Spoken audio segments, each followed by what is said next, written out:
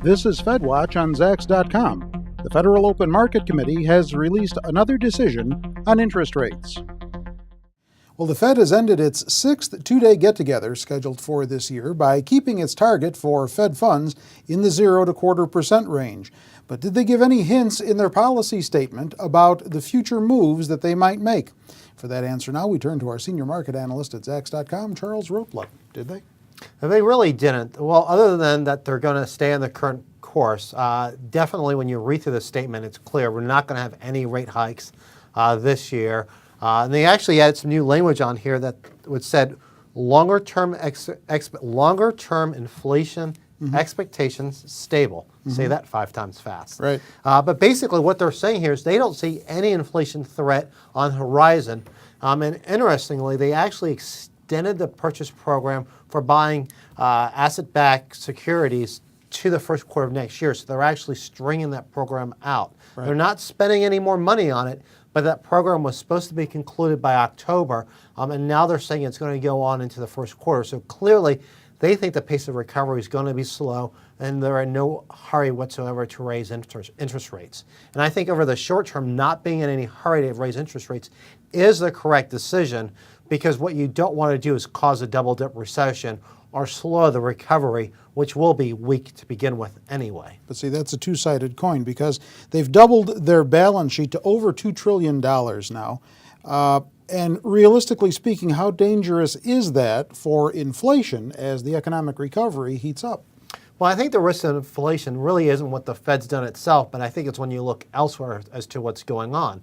I think you do have to be concerned about long-term interest rates. The Fed has artificially brought down interest rates. I think right now you're still seeing a flight to fear. Part of it's money coming out of the stock market. I've seen some people actually argue that part of the reason why bond rates have actually fallen so much also is a lot of people are moving money out of money market funds to bonds because they're concerned about money market funds breaking that dollar threshold, which those funds have struggled to actually keep and have done everything essentially to try and keep that. But I think you also have to look around. The government is spending a lot of money, and this is not a political argument. The federal government has a huge deficit. We're talking about spending more money, $800, $900 billion, maybe $1 trillion on health care. All that's going to drive up inflation. You're looking at state and municipal governments that are going to struggle, and if they don't have something in their charters that say they must be fiscally balanced, they're going to take on more debt. The dollar is obviously very weak. I don't see over the short term how it will strengthen, particularly when you look at what's going on in China and other economies doing stronger overseas. And plus, I think you also do have to be worried about inflation. Even though the Fed itself said it does not see long-term inflation as a problem, I think you have to look at overall world economic growth and what that's going to do in terms of demand for natural resources. So I do think there's problems, on the horizon in terms of inflation and higher interest rates that Bernanke is going to have to deal with. Still, the challenge remains, and it's a critical one, how to scale back the Fed efforts without choking off growth and kicking the U.S. back into a recession. Well, that's the big problem, and this is really why I'm glad I'm not Bernanke. For as much criticism as he gets, I think it's very important to realize the Fed has an extremely large margin of error right now. We have a lot of this recovery has actually been benefited by government bailout programs. We've had the first-time homebuyers credit. We actually had the government's helping out the automakers. Where right now we're actually seeing the reverse effect of cars, where September sales for auto dealers are slumping badly. September auto sales are running about half of what they normally have run. Obviously, realtors are very concerned about the first-time homebuyers credit ending. We still own large chunks of Citigroup, Bank of America, AIG, General Motors. And so when you look at all this, the question is, how does the government unwind all this without causing additional problems? And certainly even the House is concerned about it. They just voted to extend unemployment benefits by an additional, I believe it's an additional 3 months to people. So we have this huge problem where the recovery is not strong enough yet to stay on its own 2 feet.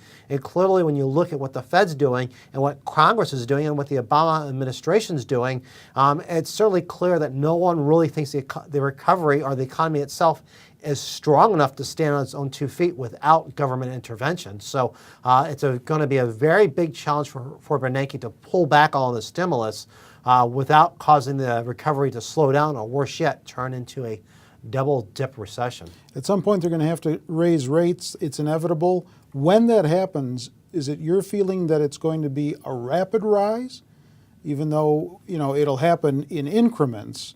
Might we be seeing what we've seen in the past, just consecutive meetings where there's nothing but rising of rates going on?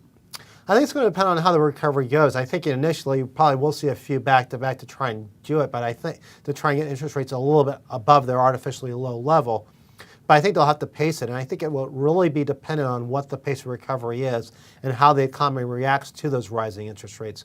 I've seen a lot of speculation about as far as when the first rate hike is going to occur and how much rates are actually going to be raised. And the answer is nobody really knows. We'll have to see what the pace of recovery is. But I think right now, seeing 0.75 percentage point rate hikes, if we have the recovery moving in the right direction, bringing the Fed funds target rate up to 1%, won't be overly damaging if the recovery is intact and we are seeing it move in the right direction. But I think right now it's still too early to do that. Clearly the economy needs the government and federal intervention. And so I think the bigger question is not how quickly do they raise rates, but when do we get to the point where we can safely raise interest rates? And it's a tough call right now, and I don't think anybody has enough visibility to really make that call or make that prediction right now. All right, you can read more of Charles' analysis of today's Fed statement on our Zacks.com featured story section and in our analyst blog. With Charles Roplat, I'm Terry Ruffalo.